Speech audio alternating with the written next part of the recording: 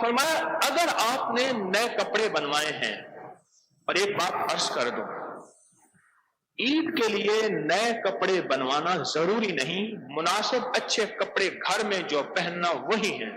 مجھے یاد نہیں میں نے آج تک عید کے لیے نئی جوتی لی اور نئے کپڑے بنوائے ہوں، بس جو مناسب ہیں وہی اچھے ہیں، اچھے وہ پہن لیں۔